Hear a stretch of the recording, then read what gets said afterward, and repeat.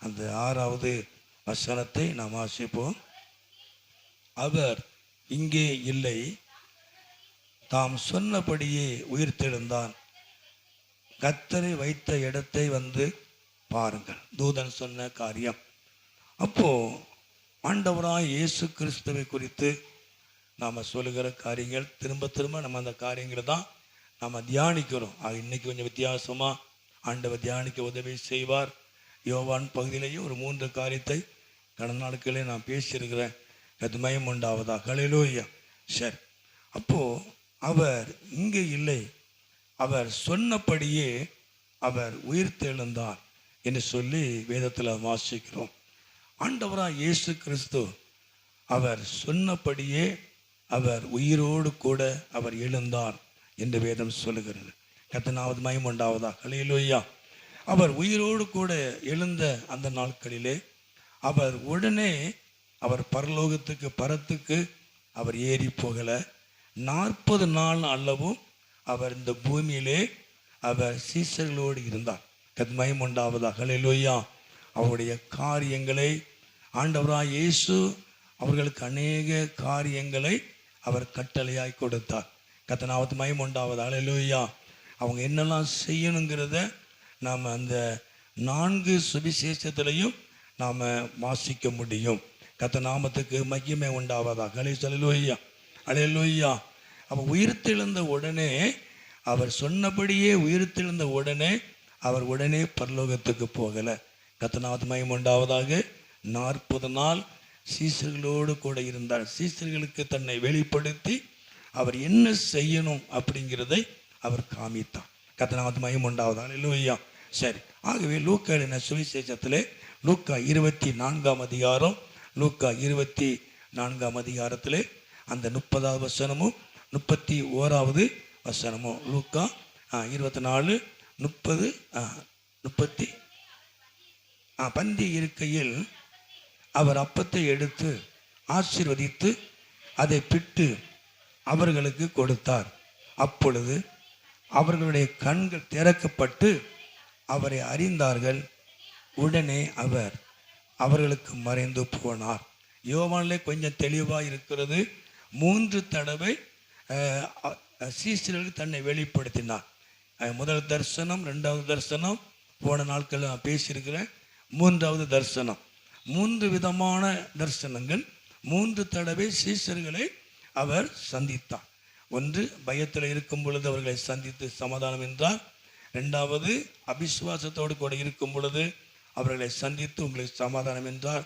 3வது, ஒன்றுமில்லாத நேரத்திலே ஆண்டவராய் இயேசு அவர்களை சந்தித்து அவர்களை போஷித்து தன்னை வெளிப்படுத்தினார். கர்த்தருக்கு மகிமை உண்டாவதா? ஹல்லேலூயா. ஹல்லேலூயா. ஆகவே அந்த 4 சுவிசேஷத்திலையும் ஒவ்வொருத்தர்கள் ஒவ்வொரு கோணத்திலே அந்த அவர் சந்தித்த விதத்தை எழுதியிருக்கிறார்கள். கர்த்தருக்கு மகிமை உண்டாவதா? ஹல்லேலூயா. ஆகவே இந்த லூக்காவிலே நாம் வாசிக்கும் பொழுது அப்பொழுது அவர்களுடைய கண்கள் திறக்கப்பட்டு அவரை அறிந்தார்கள் என்று வேதம் சொல்கிறது. ஆண்டவராய் இயேசு அவர்களோடு கூட இருக்கிறதை கூட அறியாமல் சீசர்கள் காணப்பட்டார்கள். அவரோடு கூட பயணித்தவர்கள், அவரோடு கூட ஆகாரம் புசித்தவர்கள், அற்புதங்களை கண்டவர்கள், அவரோடு கூட இருந்த சீசர்கள் அவரோடு கூட இருக்கும் பொழுது கூட இயேசு என்று அறியாதபடி அவருடைய கண்கள் மறைக்கப்பட்டிருந்தது. கர்த்தர் நாமத்துக்கு மகிமை உண்டாவதா? ஹல்லேலூயா. ஆண்டவர் அவர்களோட அவர் பந்தி இருக்கையில் அவர் அப்பத்தை எடுத்து ஆசீர்வதித்து அதை பிட்டு அவர்களுக்கு கொடுத்தார். கர்த்தருக்கு மகிமை உண்டாவதா? ஹல்லேலூயா. அப்போ அப்பத்தை எடுத்து பிட்டு அதை அவர்களுக்கு கொடுக்கும் பொழுது அவர்களுடைய கண்கள் திறக்கப்பட்டது. கர்த்தருக்கு மகிமை உண்டாவதா? ஹல்லேலூயா. ஹல்லேலூயா. அப்போ இன்றைக்கு உள்ள சூழ்நிலையில் நம்ம கர்த்தருடைய பந்தியை நாம் என்ன செய்யலாம்? நாம் அதை எடுத்துக்கொள்ளலாம். நம்மோடு கூட பண்ணப்பட்ட அவருடைய உடன்படிக்கை, இரத்தத்தினால பண்ணப்பட்ட உடன்படிக்கை. கர்த்தருக்கு மகிமை உண்டாவதா? ஹல்லேலூயா. அவருடைய சரீரத்துக்கு அடையாளமாக அப்பமும் இரத்தத்துக்கு அடையாளமாக திராட்சை ரசத்தையும் நாம் இந்த நாட்களிலே அந்த பகிர்ந்து கொள்ளுகிற ஒரு காரியம். கர்த்தருக்கு மகிமை உண்டாவதா? ஹல்லேலூயா. அப்போ எப்போ கண்கள் திறக்கப்பட்டது? அவர்களோடு கூட இருந்து பந்தி இருக்கும் பொழுது அப்பத்தை பிட்டு கொடுக்கும் பொழுது கண்கள் திறக்கப்பட்டது. இதை நாம் எப்படி எடுத்துக்கொள்ளலாம் அப்படின்னா, அவரோடு கூட ஐக்கியப்படும் பொழுது. ஐக்கியம் என்பது கிறிஸ்துவ வாழ்க்கை மிகவும் முக்கியமான ஒரு காரியம். அடிக்கடி நான் ஐக்கியத்தை குறித்து நான் பேசுவேன். ஒரு குடும்பமாக இருந்தாலும் சபையாக இருந்தாலும் நம்ம எந்த காரியமாக இருந்தாலும் ஒன்றுபட்டு வாழ்கிற ஒரு வாழ்க்கை, ஒருமனப்பட்டு வாழ்கிற ஒரு வாழ்க்கை. கர்த்தரால் மகிமையுண்டாவதாக. அல்லேலூயா. நம்ம குடும்பமாக இருந்தாலும் சபையாக இருந்தாலும் நாம் ஒருமனப்படுவோம் என்று சொன்னால், ஒன்றுபட்டு வாழும் பொழுது பிசாசை நாம் என்ன செய்ய முடியும்? ஜெயிக்க முடியும். கர்த்தரால் மகிமையுண்டாவதாக. அல்லேலூயா. அங்கே என் நாமத்தால் எங்கே 2 பேர் 3 பேர் ஒருமனப்படுகிற இடத்துல அவர் வருகிறார். ஒரு மனம் இல்லாத இடத்திலே இயேசு வருவதில்லை. கர்த்தரால் மகிமையுண்டாவதாக. அல்லேலூயா. நம்ம ஆயிரக்கணக்கான பேர் அப்படின்னு பைபிளில் சொல்லலை. எங்கே என் நாமத்தினால் 2 பேர் 3 பேர் ஒருமனப்பட்ட இடத்துல, 2 பேர்னாலும் சரி 3 பேர்னாலும் சரி, ஒருமனப்பட்ட இடத்துல நான் வருவேன்னு சொன்னேன். கர்த்தரால் மகிமையுண்டாவதாக. அல்லேலூயா. இந்த பிசாசானவர் இன்றைக்குமே ஐக்கியத்தை கெடுப்பான். குடும்பத்தினுடைய ஐக்கியத்தை கெடுப்பான், ஒரு மனதை கெடுப்பான். குடும்பத்தில் என்றைக்குமே ஒரு ஐக்கியம் இல்லை அப்படின்னா, ஒரு மனம் இல்லை அப்படின்னா அந்த குடும்பத்தில் சமாதானம் இருக்கா. ரட்சிக்கப்படாத கணவர் இருக்கிறாரு, ரட்சிக்கப்படாத மனைவி இருக்கிறாங்க, ரட்சிக்கப்படாத பிள்ளைகள் இருக்கிறாங்க. அதை நான் சொல்ல முடியாது. அதில் தேவன் அதற்கேற்றபடி கர்த்தர் அவர்களை நடத்துகிறார். சமாதானமாய் கர்த்தர் நடத்துகிறார். ரட்சிக்கப்படாத கணவர் இருந்தாலும் அதை அட்ஜஸ்ட் பண்ணி வாழ்வதற்கு தேவன் எவ்வளவோ கிருபைகளை, பலனை கர்த்தர் மனைவிகளுக்கு கொடுக்கிறார், கணவருக்கு கொடுக்கிறார். சில வீடுகளில் மனைவி ரட்சிக்கப்பட்டிருக்கிற மாட்டாங்க. மனைவி ரட்சிக்கப்படலை அப்படின்னா பெரிய காரியங்கள். கர்த்தரால் மகிமையுண்டாவதாக. அல்லேலூயா. அப்போ தேவன் அதை அட்ஜஸ்ட் பண்ணி வாழ கர்த்தர் கணவருக்கும் ஆண்டவர் பெற்றோருக்கும் கர்த்தர் கொடுக்கிறார். பிள்ளைகள் ரட்சிக்கப்பட்டிருக்கிற மாட்டாங்க. அப்போ அந்த நாட்களிலே தேவன் அதற்கேற்ற கர்த்தர் நடத்துகிறார். ஆகவே இந்த இடத்துல அவர்கள் அவரோடு கூட ஐக்கியப்படும் பொழுது கண்கள் திறக்கப்பட்டது. கர்த்தரால் மகிமையுண்டாவதாக. அல்லேலூயா.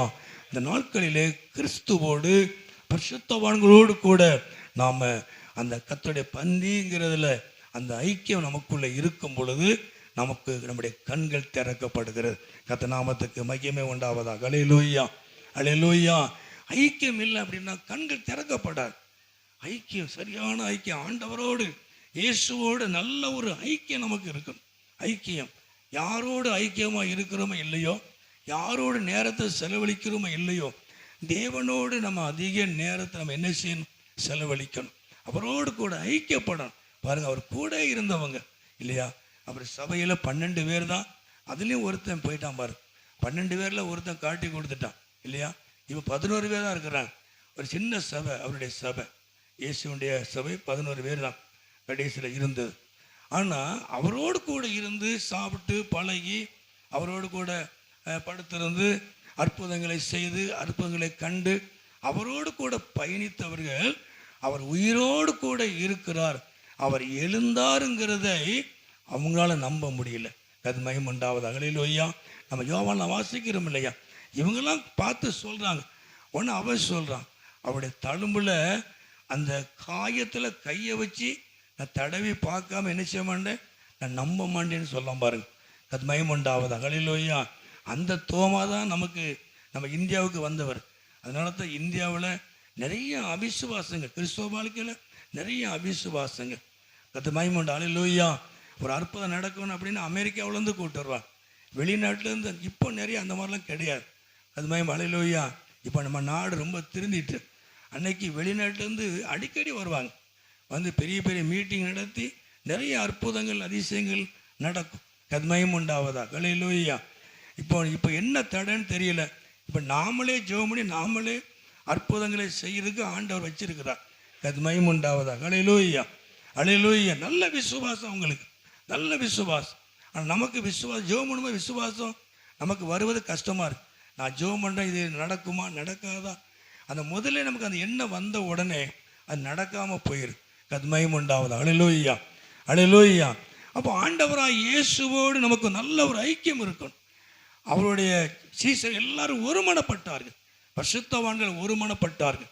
இந்த ஆண்டவராக இயேசுவோடு பரிசுத்தவான்களோடு நாம் ஐக்கியப்படும் பொழுது நம்முடைய கண்கள் திறக்கப்படும். மகிமை உண்டாவதாக. ஹல்லேலூயா, ஹல்லேலூயா. அப்போ அதுக்கு நிறைய காரியத்தை அதுக்காக நம்ம சொல்ல முடியும். ஆகவே நம்முடைய கண்கள், இதை வாசிங்களே 24:16 வாசிங்க. 24:16 முந்தின பகுதி.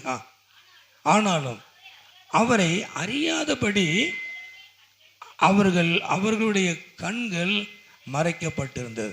மகிமை உண்டாவதாக. ஹல்லேலூயா, ஹல்லேலூயா. அப்ப இயேசு அவர்களோடு கூட கடந்து போகிறார். அந்த முந்தின 17 வாசிக்கிறோம். அவர்களை நோக்கி, நீங்கள் துக்க முகம் உள்ளவர்களாக வழி நடந்து ஒருவருக்கொருவர் சொல்லிக் கொள்ளுகிற காரியங்கள் என்ன? நீங்கள் துக்க முகத்தோடு கடந்து போறீங்க. இயேசுவை இழந்துட்டோம், அவர் மரித்து அடக்கம் பண்ணப்பட்டிருக்கிறார். இதைத்தான் அவங்க நினைச்சாங்களே தவிர, நான் உயிரோடு கூட எழுந்திருப்பேங்கிற வார்த்தையை, அவர் சொன்ன வார்த்தையை அவர் என்ன செஞ்சிட்டாங்க? மறந்துட்டாங்களோ இல்லையோ, அவங்களால அதை நம்ப முடியல. ஆனால் அவர் இல்லாதது அவங்களுக்கு துக்கம் இருந்தது. துக்க முகம் உள்ளவர்களாய் கடந்து போனார். இயேசு அவர்களோடு கூட போய் கேட்குறார், நீங்கள் துக்கத்தோடு காணப்படுகிறது என்ன? அப்போ அவங்க சொல்கிறாங்க, இப்படி இயேசுவை நாங்கள் என்ன செஞ்சிட்டோம்? அவரை மரித்து அடக்கம் பண்ணப்பட்டார் சொல்லி ஆண்டவர் இயேசுடைய மரணத்தை குறித்து தொடர்ந்து அவங்க சொல்லிக்கிட்டே வராங்க. இயேசு அவர்களோடு தான் வருகிறார். அப்போ அவர்களோடு கூட வருகிறத கூட அவங்க என்ன செய்யலை? அறியலை. அவங்க கண்கள் என்ன செஞ்சிருக்கு? மறைக்கப்பட்டிருந்தது. மகிமை உண்டாவதாக. ஹல்லேலூயா. ஆண்டவர் சொன்ன வார்த்தைகளை அவங்களால என்ன செய்ய முடியல? ஏற்றுக்கொள்ள முடியல. மறந்தாங்கன்னு சொல்லலை, ஆனால் ஏற்றுக்கொள்ள முடியல, நம்ப முடியல. மகிமை உண்டாவதாக. ஹல்லேலூயா. ஆண்டவராக இயேசு சொல்லுகிற வார்த்தை, வேதத்தில் சொல்லப்படுகிற வார்த்தைகளை நாம் நம்பலை அப்படின்னா நம்முடைய கண்கள் நிச்சயமாய் அவரை அறியவே முடியாது. மகிமை உண்டாவதாக. ஹல்லேலூயா. அப்போ இப்போது அவரோடு கூட இருந்து அப்பத்தை எடுத்து பிட்டு கொடுக்கும் பொழுது அவருடைய கண்கள் திறக்கப்பட்டது.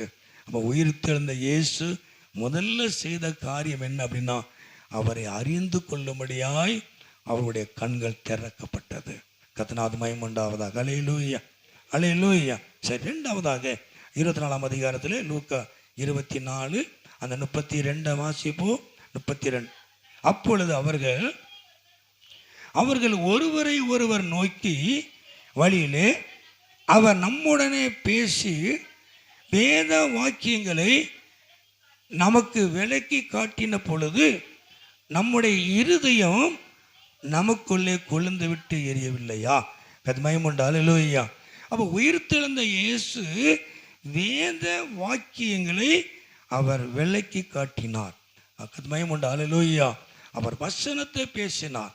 மகிமை உண்டாவதாக. ஹல்லேலூயா. அப்போ ரெண்டாவது நடக்கிற காரியம் என்ன அப்படின்னா, வேத வாக்கியங்களை, வசனங்களை அவர் விளக்கி காட்டின பொழுது அவருடைய இருதயம் எப்படி இருந்துச்சா? கொழுந்து விட்டு எரிந்தது. மகிமை உண்டாவதாக. ஹல்லேலூயா, ஹல்லேலூயா. என்ன சொன்னார்? தீர்க்க தரிசனம் சொல்லப்பட்டதை அவர் சொன்னார். அவர் யாருக்க நடந்த சம்பவத்தை சொன்னார். மேலே வாசிக்கிறோம், 26 வாசிக்கிறோம், 27 வாசிக்கிறோம். கிறிஸ்து விதமாய் பாடுபடவும் தமது மகிமையிலே பிரவேசிக்கவும் வேண்டியதில்லையா என்று சொல்லி. அப்போ தீர்க்க தரிசனம் அவர் சொன்னது எல்லாவற்றையும், அவர் சொன்ன தீர்க்க தரிசனங்களை, வேத வாக்கியங்களை, வசனங்களை அவரை குறித்து சொல்லப்பட்ட வசனங்களை அவர் விளக்கி சொல்லும் பொழுது அவருடைய இருதயம் எப்படி இருந்தது? கொழுந்து விட்டு சந்தோஷத்தினால நிறைந்தது. மகிமை உண்டாவதாக. ஹல்லேலூயா.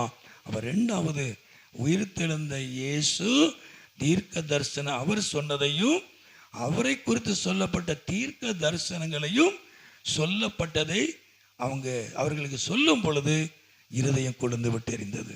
மகிமை உண்டாவதாக. ஹல்லேலூயா, ஹல்லேலூயா. ஆண்டவராக இயேசு இல்லையா, கடுமையான பாடு தான் பட்டிருக்கார்.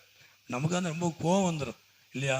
நம்ம பிள்ளைகளுக்கு கூட சோத்திரம் சின்னங்களை சொன்னதை மறந்துட்டான் உடனே அடிச்சிடும் இல்லையா. எத்தனை தடவை தான் உனக்கு சொல்கிறது இல்லையா, எத்தனை தடவை சொல்லுது.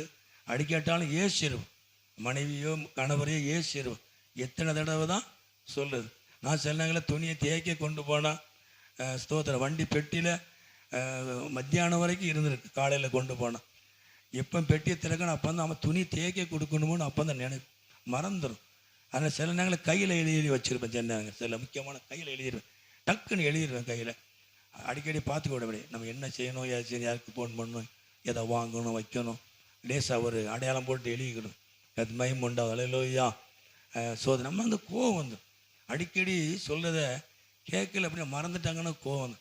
ஆனால் இயேசு அவர் உயிர்த்தெழுந்த பிறகு அவரை குறித்து சொல்லப்பட்டது, அவர் சொன்னதை சீசர்களுக்கு விளக்கி காட்டினார். அது மயம் உண்டா அலையிலோயா. அவர் உண்மையிலே தேவனுடைய வார்த்தைகளை நமக்கு விளக்கி சொல்லும் பொழுது நம்முடைய இருதயத்தில் ஒரு சந்தோஷமும் ஒரு சமாதானமும் உண்டாகும். கத்மயம் உண்டா அலையிலோயா. நீங்கள் நல்லா பாருங்கள், பைபிள் படிச்சுட்டு பைபிள் இன்னைக்கு கொண்டு போய் வச்சுட்டு அப்புறம் அடுத்த வாரம் எடுக்கக்கூடாது. நீங்கள் ஓட படிக்கணும் இல்லையா, பைபிள் படிக்கணும். பைபிள் படிக்கும்போது பார்த்தீங்கன்னா நீங்கள் மாதத்துக்கிட்டே இருக்கும் பொழுது ஏதாவது ஒரு வசனத்தை அப்படியே நம்மோடு கூட ஆண்டவர் பேசுவார். அந்த வசனத்துடைய விளக்கத்தை நமக்கு சொல்லுவார். கத்மயம் உண்டா அலையிலோயா. யாருக்கான அந்த அனுபவங்கள் இருக்குது, பைபிள் படிக்கும்போது ஆண்டு உங்களோடு பேசுகிறது. அலையிலோயா அலையிலோயா. இப்போ நான் பிரசங்கம் பண்ணுறோம், என் தம்பியோ சாரோ பிரசங்கம் பண்ணுறோம். பிரசங்கியாருடைய வேலை எப்படின்னா நாங்கள் படிச்சுக்கிட்டே இருப்போம். அவங்க எப்படின்னு தெரில, படிச்சுக்கிட்டே இருக்கும்போது சடக்குன்னு ஒரு வசனம் பாயிண்ட்டு கிடைக்கும். நான் உடனே உட்காந்து எழுத ஆரம்பிச்சிருவேன் பிரசங்கத்துக்கு. அதை விட்டுருவேன். அப்புறம் நினச்சி நான் குறித்து வச்சுட்டு அதுக்கப்புறம் அந்த முழுசாக நான் படிச்சிருவேன். அது மயமுண்டா அலையிலோயா. பிரசங்கியாருடைய ஊழியக்காரங்களுடைய எண்ணங்கள் எப்படி போயிடும் அப்படின்னா, படிச்சுக்கிட்டே இருக்கும் ஒரு வசனம் கிடைச்சா உடனே அதை எடுத்து அந்த லைன்லேயே போயிடுது. அந்த வசனத்துக்கு ஒத்த வசனங்கள் பிரசங்கம் அப்புறம் போயிடும். அப்புறம் தொடர்ந்து படிக்க முடியாமல் போயிடும். ஆனால் அதுவும் தவறான காரியம்தான். பிரசங்கத்துக்கு வார்த்தை இருந்தாலும் நம்ம படிக்கிறத படிச்சுக்கிட்டே இருக்கணும். அது மயம் உண்டாவதா அலையிலோயா அலையிலோயா. பிரசங்கத்துக்காக பைபிள் படிக்கக்கூடாது, பைபிள் படிக்கணும். ஆனால் பிரசங்கத்துக்கு கர்த்தர் வார்த்தைகளை தருவார். அது மயம் உண்டாவதா அலையிலோயா. அப்போது அதை சரியாக எழுதி வச்சுக்கிட்டு அடுத்த தொடர்ந்து படிக்கணும். இப்போ நான் அப்படி தான் செய்கிறேன். சில நேரங்களில் சில வார்த்தை நம்மோடு கூட பேசும், நம்மளை உணர்த்தும். சில நம்முடைய தவறுகளை உணர்த்தலாம், சில நம்முடைய கவலைகள் நம்முடைய வேதனைகளை மாற்றக்கூடிய வார்த்தையாக இருக்கும். அது மயம் உண்டாவது அலையிலோயா. ஆண்டவராக இயேசு நம்மோடு கூட பேசுவார். சொல்லப்பட்ட அவரை குறித்து சொல்லப்பட்ட தீர்க்க தரிசனங்களும் அவர் சொன்னதையும் அவர் சீசர்களுக்கு விளக்கி சொல்லும் பொழுது அவருடைய இருதயம் கொழுந்து விட்டு எரிந்தது, சமாதானத்தினால் நிறைந்தார்கள். அது மயம் உண்டாவதாக அலையிலோயா அலையிலோயா. சரி, மூன்றாவது லூக்கா 24 அதிகாரத்திலே அந்த 47 வாசிப்போம். 24:47. அன்றியும் மனம் திரும்புதலும் பாவ மன்னிப்பும் எருசலேம் தொடங்கி சகல தேசத்தாருக்கும் அப்படி நாமத்தினாலே பிரசங்கிக்கப்பட வேண்டும். மூன்றாவது அவர் சொன்ன காரியம், கண்கள் திறந்து அவங்க சந்தோஷத்தில் சமாதானத்தில் நிரம்பின உடனே அடுத்த நேராக அவருடைய சித்தத்துக்கு வரார். மனம் திரும்புதலுக்கு ஏற்றவைகளை நீங்கள் என்ன செய்யணும், பிரசங்கம் பண்ணணும். கத்மயம் உண்டாவதா அலையிலோயா. ஏன்னா மத்தேயுல வாசிக்கிறோம், மார்க்கில் வாசிக்கிறோம் இல்லையா, தொடர்ந்து இதிலே கீழே வாசிக்கிறோம், யோவானில் வாசிக்கிறோம். பொதுவாக உயிர்த்தெழுந்த உடனே அவர்கள் சந்தித்த உடனே நீங்கள் புறப்பட்டு போய் என்ன சகல ஜனங்களை என்ன செய்யணும், சீஷராக்கணும், சுவிசேஷத்தை பிரசங்கம் பண்ணணும். பிதா குமாரன் பரிசுத்த நாமத்தில் ஞானஸ்நானம் கொடுக்கணும். கர்த்தர் அவர்களோடு கூட இருந்து அவர் கிரியை நடப்பித்து அவர் வசனத்தை என்ன செஞ்சார், உறுதிப்படுத்தினார். சுவிசேஷம் ஊழியம் செய்யணுங்கிறத அவர் அடிக்கடி சொன்ன காரியம் அதுதான். உயிர் தெழுந்ததில்லை முதல்ல இவங்களை சரி பண்றார். சரி பண்ணிட்டு சொல்லாரு, மன்னம் திரும்புதலுக்குண்டான காரியத்தை நீங்க என்ன செய்யணும், பாவ மன்னிப்பு எருசலேம் தொடங்கி சகல தேசத்தாருக்கு அவருடைய நாமத்தினாலே பிரசங்கிக்கப்பட வேண்டியது. நம்ம அதை தொடர்ந்து மத்தேயு கடைசியில் வாசிக்கிறோம், மார்க்கு கடைசி அதிகாரம் கடைசி பதில் வாசிக்கிறோம். ஆண்டவர் நீங்கள் புறப்பட்டு போங்க, உலகமெங்கும் போங்க, சுவிசேஷத்தை பிரசங்கம் பண்ணுங்க. எத்மயம் உண்டு அலையிலோயா. அப்போஸ்தலர் நடவடிக்கைகள் 1 அதிகாரத்தை வாசித்தோம் இல்லையா. அதாவது பரிசுத்த இடத்துல வரும்பொழுது நீங்கள் பல நடந்து எனக்கு சாட்சிகளாக இருப்பீங்க இல்லையா, பூமி முழுவதும் இல்லையா. சாட்சி நான் எப்படி அதை எடுக்கலாம், நான் சாட்சியாக இருக்கிறேன், நான் இப்போ பாவம் செய்கிறதில்லை, நான் சாட்சியாக இருக்கிறேன், நல்லவனாக இருக்கிறேன், அப்படியா இல்லை. எத்மயம் அலையிலோயா. அவருடைய வார்த்தைகளை அவரை குறித்து அவருடைய சாட்சியை கொண்டு போனோம். கத்மயம் உண்டாவதால் சொல்லுவோய்யா. நம்ம சாட்சின்னு அதை எடுத்துடக்கூடாது. நான் உலகம் எங்கும் நான் என் வீட்டுக்கு சாட்சியாக இருக்கிறேன், என் சொந்தத்துக்கு சாட்சியாக இருக்கேன், என் பகுதிக்கு நான் சாட்சி, அது இல்லை. சாட்சியாக இருக்கணும். ஆனால் அவரை குறித்து நம்ம என்ன செய்யணும்? சாட்சியாய் அறிவிக்கணும். எதுமையும் உண்டாவதா? ஹல்லேலூயா. இப்போ நம்ம சாட்சி சொல்கிறதுக்கு வெளிநாடுகளுக்கு போய் சொல்கிறது அப்படி இல்லை. நம்ம சாட்சி அப்படி இருக்கணும் இல்லையா? ஆனால் அவரை குறித்து சாட்சி சொல்லணும்.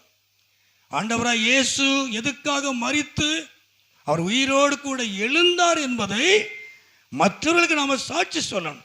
என்ன சாட்சி? அன்றியும் மன்னன் திரும்புதல், பாவ மன்னிப்பு, எருசலேம் தொடங்கி சகல தேசத்தாருக்கும் அவருடைய நாமத்தினாலே பிரசங்க பண்ணணும், சுவிசேஷத்தை அறிவிக்கணும். மூன்றாவதும் அவர் கரெக்டாக பாயிண்ட்டுக்கு வரார் இல்லையா? அவங்க கண்களை திறந்தார், சமாதானத்தால் நிரப்பினார். இப்போ எல்லாம் உங்களுக்கு சரியாயிட்டு இனிமேல் நீங்கள் என்ன செய்யணும் அப்படின்னா, நீங்கள் சுவிசேஷத்தை பிரசங்கம் பண்ணணும். நீங்கள் மத்தேயு கடைசி அதிகாரத்தை பாருங்கள், கடைசி பகுதியை வாசித்து பாருங்கள், மார்க்கு கடைசியை பாருங்கள். அவர் உயிர்த்தெழுந்த உடனே சீசர்களோடு இடைப்படும் பொழுது அவர் சுவிசேஷத்தை முக்கியப்படுத்தினார். ஏன்னா பாவ மன்னிப்பு உண்டாகணும் ஜனங்களுக்குள்ளே. அவர் அதுக்காகவே வந்து மரித்தார் இல்லையா? மகிமை உண்டாவதாக. ஹல்லேலூயா. அவர் மரித்து, பாவத்துக்கு மரித்து நீதிக்காய் பிழைத்தார். இதை ஜனங்களுக்கு கொண்டு போகணும். ஜனங்களுக்கு சுவிசேஷத்தை நம்ம அறிவிக்கணும். அது நம்மேல் விழுந்த கடமையாக இருக்கிறது. நாமத்துக்கு மகிமை உண்டாவதாக. ஹல்லேலூயா, ஹல்லேலூயா. கடைசியாக நான்காவதாக அந்த 48 வாசிப்போம். அடுத்த வசனம். நீங்கள் இவைகளுக்கு சாட்சிகளாக இருக்கிறீர்கள். நீங்கள் இவைகளுக்கு அவர் சொன்ன சுவிசேஷத்தை நீங்கள் சாட்சி. அது உங்களுக்கு தான் பொறுப்பு. அது நீங்க தான் பொறுப்பு. அந்த பொறுப்பை நாம் என்ன செஞ்சிடக்கூடாது? தட்டி கழிச்சிடக்கூடாது. என் மேல விழுந்த கடமை. இன்னைக்கு சுவிசேஷ ஊழியது போகலை, சில காரியங்களை வச்சதுனால போகலை இல்லையா? ஈஸ்டர் பண்டிகை அப்படிங்கிறது இல்லை, கிடையாது. நமக்கு நேரங்கள் அதிகமாக இருக்குது, போகலாம். ஆனால் அடுத்த வாரம் நம்ம என்ன செய்யலாம்? ஊழியத்துக்கு கண்டிப்பாக போகணும். நம்மேல் விழுந்த கடமை. அதோடைய கிருபையில் ஒரு வருஷத்துக்கு மேலே, 1.5 வருஷத்துக்கு மேலே இந்த ஊழியத்தை நாம் செய்கிறோம் இல்லையா? 2 வருஷம் ஆக போகுது, முடிஞ்சு. இந்த ஜூன் வந்தால் 2 வருஷம் ஆயிரும். இந்த ஜூன் வந்து 2 வருஷம் ஆயிரும். ஒரு வாரத்துக்கு 2200 ரூபா பாருங்கள், எவ்வளோ செலவு பண்ணிருக்காங்க. அது கர்த்தருடைய பிள்ளைகள் கொடுக்குறாங்க இல்லையா? நான் பேங்கில் போட்டு பணத்தை கொண்டு வர, எங்கள் வீட்டில் இருந்து பணம் யாரும் கொடுக்கல. கர்த்தருடைய பிள்ளைகள் கொடுக்கறதுனால, ஊழியத்துக்கு கொடுக்கறதுனால அந்த ஊழியத்துக்கு செலவு பண்ணுறோம், தாராளமாக செலவு பண்ணுறோம். அதில் எந்த ஒரு காரியமும் கிடையாது. சிரிச்ச முகத்தோடு செலவு பண்ணுறோம். ஆரம்ப நாட்களில் அந்த காணிக்கை பணத்தை தான் செலவு பண்ணிக்கிட்டே வருவேன் இல்லையா? சில கஷ்டங்கள் வந்து இல்லைன்னு சொல்லலை, நெருக்கடிகள்லாம் இருந்தது. அந்த கர்த்தர் அவருடைய தேவைகளை கர்த்தர் சந்தித்தார். ஹல்லேலூயா. வண்டி வாங்கணுங்கிற ஒரு இதில் இருக்கிறோம். மறுபடியும் 2000 ரூபா கொடுத்துக்கிறாங்க. 1,47,100 ரூபா. மகிமை உண்டாவதாக. ஹல்லேலூயா, ஹல்லேலூயா. ஆண்டவர் சுவிசேஷத்தை அறிவிக்கணும். போன வாரம் ஒரு இடத்துல பிள்ளைகள் நிறையா வந்தாங்க. திடீர்னு பிள்ளைகளுக்கு குறைஞ்சி வந்துட்டு பிள்ளைகள் அங்கே போய் நீங்கள் பார்த்தீங்கன்னா ஒவ்வொரு வீடாக போய் பிள்ளைகளை கூப்பிடுவாங்க. நம்ம பிள்ளைகிட்ட கேளுங்கன்னு அங்கே என்ன நடக்குன்னு. வராதவங்க வர்றவங்களுக்கு தெரியும். ஒவ்வொரு வீடாக போய் பிள்ளைகளை, அந்த பிள்ளைகளாம் ஓடி ஒழிக்கும். இன்னொரு பிள்ளைய கையில் வச்சுக்கிட்டு இல்லையா, அதுக்கு ஒரு ப்ரைஸ் எக்ஸ்ட்ரா கொடுத்து அந்த பிள்ளைய வச்சுக்கிட்டே ஒவ்வொரு பிள்ளையாக கூட்டி வாங்கடா வாங்கடா வாங்கடா இல்லையா, நான் பார்த்துக்கிட்டே இருப்பேன். சொன்னாங்க இல்லை இல்லையா? ரொம்ப நெருக்கடி, கஷ்டமாக இருக்கும். அந்த பிள்ளைகளை ஒன்று சேர்த்து ஒரு இடத்துல கூட்டு வந்து அப்புறம் பாட்டெல்லாம் பாடி இல்லையா, அது மகிமை உண்டாவது. ஹல்லேலூயா. இதெல்லாம் அதுக்குள்ள பலனே கர்த்தர் நம்முடைய பிள்ளைகளுக்கு கொடுப்பா. விஎம்சியில் நடக்க, சர்ச்சில் நடக்க, 4, 3, 7 இடத்துல நடக்கு. அதுக்குண்டான செலவுகளையும் கர்த்தர் சந்திக்கிறார். அது மகிமை உண்டாவது. ஹல்லேலூயா. ஒவ்வொரு வாரத்தினுடைய தேவைகள் அதிகம். எப்படி வருது, எப்படி செலவு பண்ணுறேன்னு எங்களுக்கு தெரியலை. அது மகிமை உண்டாவது. ஹல்லேலூயா. ஆனால் ஆண்டவர் தேவைகளை சந்திக்கிறார்.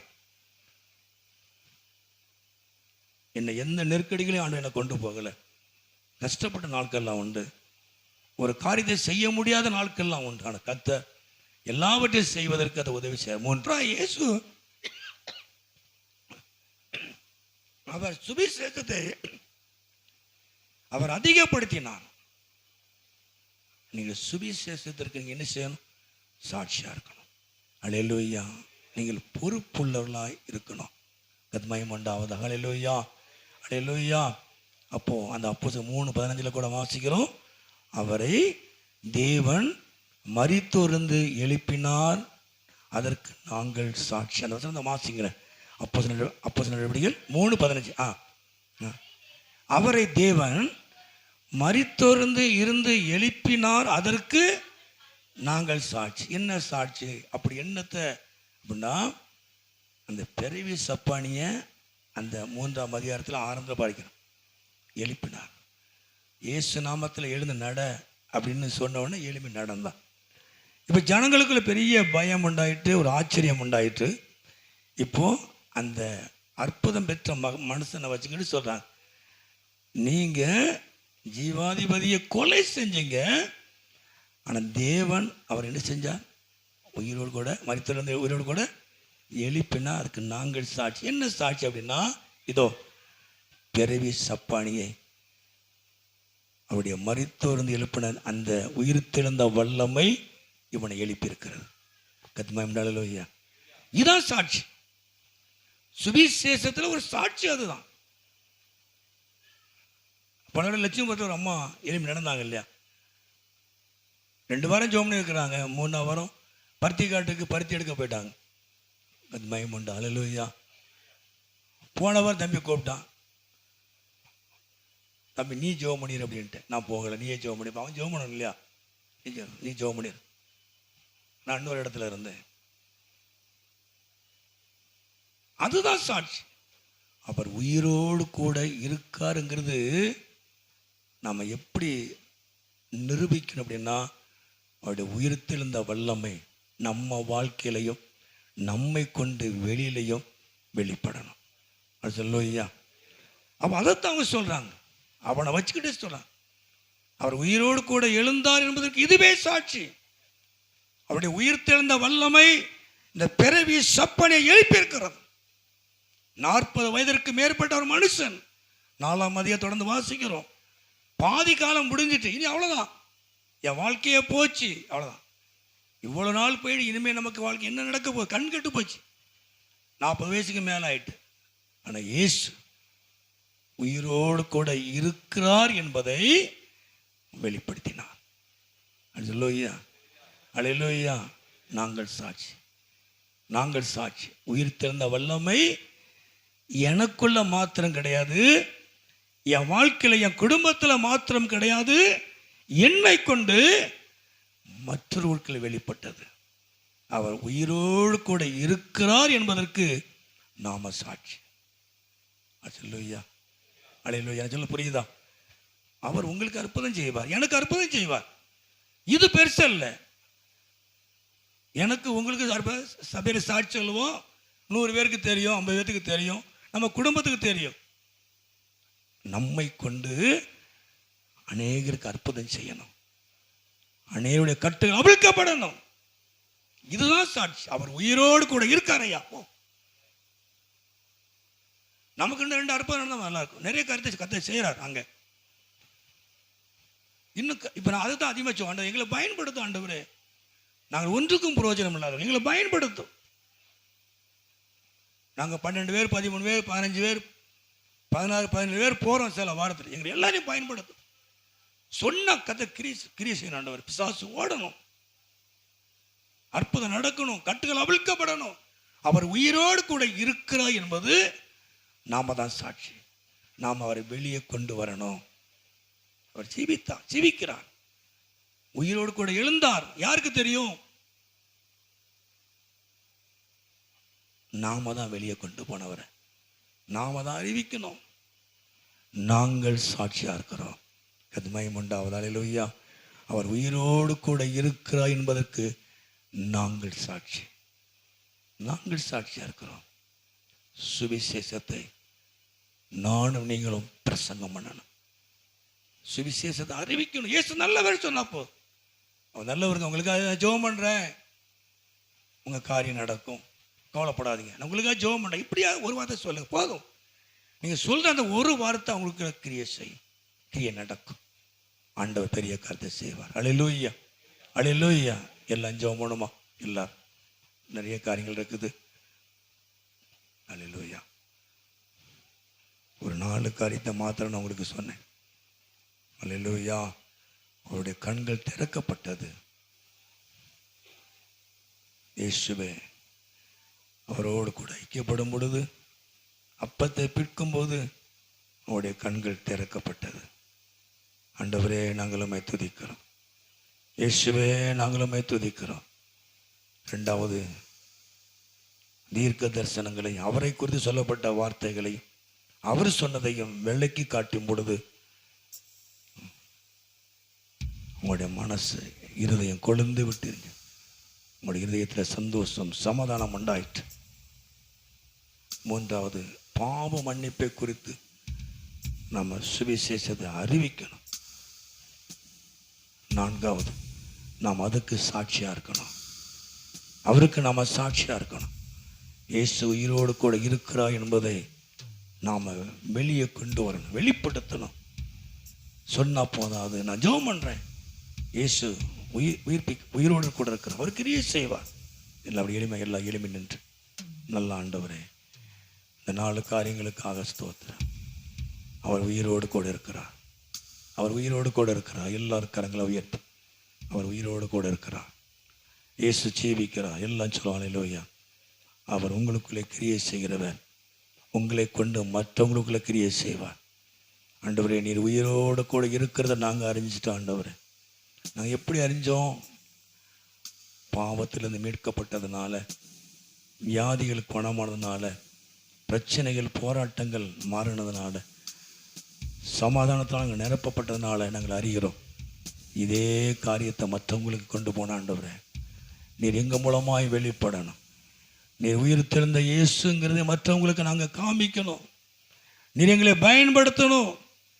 நீர் எங்களை ஒவ்வொருவரையும் பயன்படுத்தும் ஆண்டவரே. நாங்கள் இருக்கிற இடத்துல எங்களை பயன்படுத்தும் ஆண்டவரே. எங்கள் வார்த்தைகளை ஆண்டவரை கனப்படுத்தும். எங்கள் மூலமாய் நீர் வெளிப்படும், கிரியை செய்யும். உங்களுடைய உயிர் தெழுந்த வல்லமை வெளிப்படட்டும் ஆண்டவரே. உயிர் தெழுந்த வல்லமை வெளிப்படட்டும். எல்லா கரங்களை உயர்த்தி, என் வாழ்க்கையில் உயிர் தெழுந்த வல்லமை வெளிப்படட்டும், என் குடும்பத்தில் வெளிப்படட்டும். நீ உயிரோடு கூட இருக்கிறீர், ஜீவிக்கிறீர், நீ ஜீவனுள்ள தேவன். என் வாழ்க்கையில் என் குடும்பத்தில் வெளிப்படுங்கப்பா. என் மூலமாக மற்றவங்களுக்குள்ள வெளிப்படுங்க ஆண்டவரே. ஸ்தோத்திரம். பக்கத்தில் வெளிப்படுங்க. நான் வேலை பார்க்குற இடத்துல நீங்கள் வெளிப்படுங்க, கிரியை செய்யுங்க ஆண்டவரே. நீங்கள் ஆசீர்வதிங்க ஆண்டவரே. இந்த உயிர் இந்த ஆராதனைக்காக ஸ்தோத்திரம். வந்த ஒவ்வொருவரையும் ஆசீர்வதிங்க, குடும்பத்தை ஆசீர்வதிங்க. எல்லாருடைய எண்ணங்கள், எதிர்பார்ப்புகள் நடக்கட்டும், எதிர்பார்ப்புகள் நடக்கட்டும். தேவைகள் சந்திக்கப்படட்டும், வியாதிகள் குணமாகட்டும், பிரச்சனைகள் மாறட்டும், தேவ சமாதானம் உண்டாகட்டும், சந்தோஷம் உண்டாகட்டும். படிக்கிற பிள்ளைகள் ஆசீர்வதிக்கப்படுவார்களாக. திருமணத்தை காத்திருக்கிற பிள்ளைகளை ஆசீர்வதியும். குழந்தைக்கு காத்திருக்கிற பிள்ளைகள் ஆசீர்வதியும். கர்ப்பமாக இருக்கிற பிள்ளைகளுக்காக நாங்கள் செபிக்கிற வேணிக்காக செபிக்கிறோம். நல்ல சுக பிரசவத்துக்காக செபிக்கிறோம். ஆசீர்வதிங்க ஆண்டவரே. நல்ல வேலைக்காய், வருமானத்துக்காக செபிக்கிறோம். ஆசீர்வதிங்க. எல்லாருடைய வாழ்க்கையில் தேவன் அற்புதங்களை செய்யுங்க, அதிசயங்களை காண பண்ணுங்க. உங்களுடைய உயிர் தெழுந்த வல்லமை ஆண்டவரே ஒவ்வொருடைய வாழ்க்கையில வெளிப்படட்டும், குடும்பத்தில் வெளிப்படட்டும், சபையில வெளிப்படட்டும் ஆண்டவரே, ஜனங்களுக்குள்ள வெளிப்படட்டும், சுவிசேஷத்தில் வெளிப்படட்டும் ஆண்டவரே. நாங்கள் இருக்கிற இடத்துல வெளிப்படட்டும், நாங்கள் வேலை பார்க்குற இடத்துல வெளிப்படட்டும். எங்களை பயன்படுத்துங்க. உங்க வல்லமை வெளிப்படட்டும், அற்புதம் நடக்கட்டும். பிறவி சப்பனை எழுப்பின தேவனுடைய வல்லமை முடக்கப்பட்ட ஒரு மனுஷனுடைய வாழ்க்கை தேவன் எழுப்பினார். உயிர் தெழுந்த வல்லமை அவனுக்குள்ளே கிரியை செய்தது. மற்றவங்க உதவி எதிர்பார்த்த மனுஷனுடைய வாழ்க்கையை அவருடைய உயிர் தெழுந்த வல்லமை மாற்றினது. தேவன் எல்லா முடக்கத்தின் காரியத்தை, முடக்கப்பட்டிருக்கிற காரியங்களை தேவன் இன்னைக்கு மாற்றுவார். எந்த காரியம் முடக்கப்பட்டிருக்கிறதோ, அநேக வருஷங்களாய் முடங்கி இருக்கிறதோ, இன்னைக்கு உயிர் தெழுந்த வல்லமை வெளிப்படும். எல்லா முடக்கத்தின் ஆவி வெளியேறி போவதாக. ஆண்டவரே நம்முடைய பிள்ளைகளை பிரகாசிக்க பண்ணுவீராக. முடக்கப்பட்டிருக்கிற தொழில் ஆண்டவரே ஆசீர்வதிக்கப்படட்டும், வாழ்க்கை ஆசீர்வதிக்கப்படட்டும், குடும்பம் ஆசீர்வதிக்கப்படட்டும். ஆண்டவரே இப்படி வெளிச்சம் உண்டாகட்டும், நீர் மகிமைப்படும். வந்திருக்க எல்லாரையும் ஆசீர்வதியும். இயேசு நான் ஜெபிக்கிறோம் நல்ல பிதாவே. ஞானசம் எடுத்து வருஷம் இப்போ